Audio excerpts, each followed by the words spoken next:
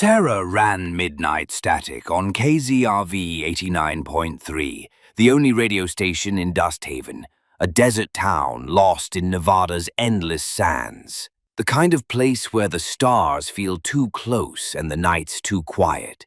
Her show was a lifeline for insomniacs, truckers, and loners, playing forgotten rock tracks and taking calls about life's small miseries.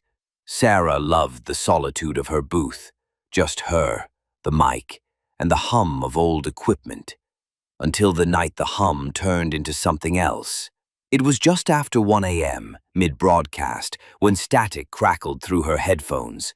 A voice broke through, faint, garbled, like it was clawing its way from somewhere deep. 6, Delta, please, someone. Numbers, letters, a desperate plea, looping endlessly. Sarah checked the controls. No external feeds, no crossed wires. Dusthaven was too remote for interference. The signal wasn't supposed to be there. She played it live, joking about ghosts in the airwaves. The phone lines exploded. A waitress heard her sister's voice, though her sister lived a state away. A mechanic swore it whispered his childhood nickname. Each caller heard something different, something personal, woven into the static. Sarah's stomach twisted, but she kept her cool on air. She recorded the signal. That was her first mistake. At home, Sarah replayed the tape. The voice was sharper now, cutting through the static like a knife. 3, echo, help, trapped. A low hum pulsed beneath it, like a heartbeat. She listened until her eyes burned, unable to stop. The next night, the signal hijacked her show again, unprompted. This time it spoke her name. Sarah. Listen, we see you. Her breath caught. She cut to a song, hands trembling, telling herself it was a prank. But the callers heard it too, their names, their secrets, spilling from the static. Sarah couldn't let it go. She scoured old station logs, finding whispers of a military base outside Dusthaven, abandoned since the 60s. Project Echo, they called it, a Cold War experiment to broadcast thoughts, to control minds through radio waves. It ended in a fire, the record said. No survivors. But Sarah found a photo online, a rusted antenna in the desert, still standing, pointed at the sky like it was waiting.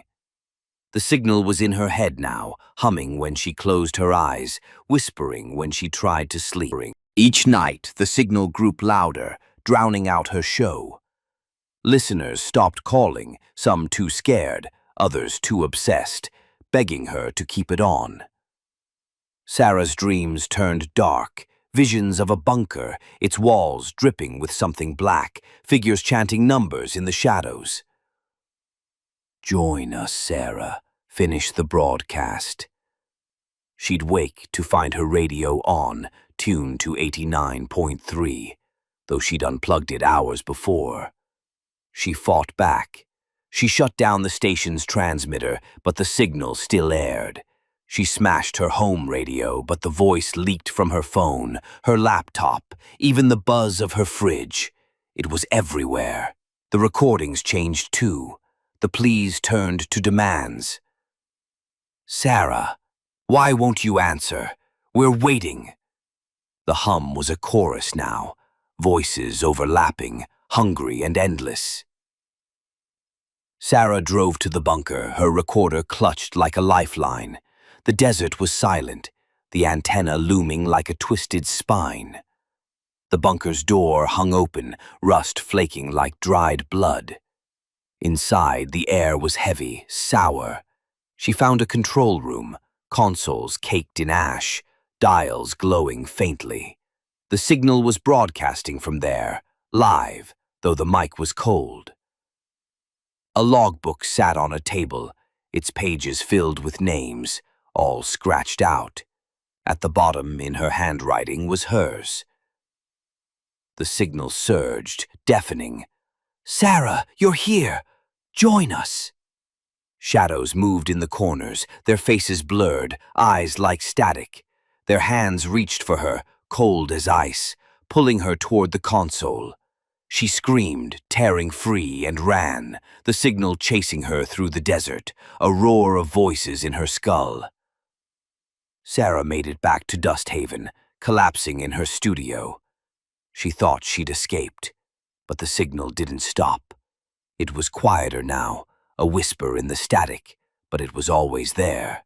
She tried to quit, to leave, but every time she packed her bags, the radio would turn on, her own voice broadcasting back, calm, confident, hosting midnight static as if she'd never left. Listeners called in, praising her show, but Sarah wasn't at the mic. She was in her apartment, staring at the radio, hearing herself speak words she didn't say. Now, Sarah's still in Dusthaven. She's on air every night, or so the listeners think. Her voice fills the airwaves, smooth and warm, but her eyes are hollow, her hands shake when she touches a radio. The signal owns her now, broadcasting through her, using her to reach others. If you tune into KZRV 89.3, you might hear her. She'll sound friendly, familiar, maybe even say your name. But don't answer. Don't call in. Because the signal isn't just listening. It's waiting, and once it has your voice, you're part of the broadcast forever.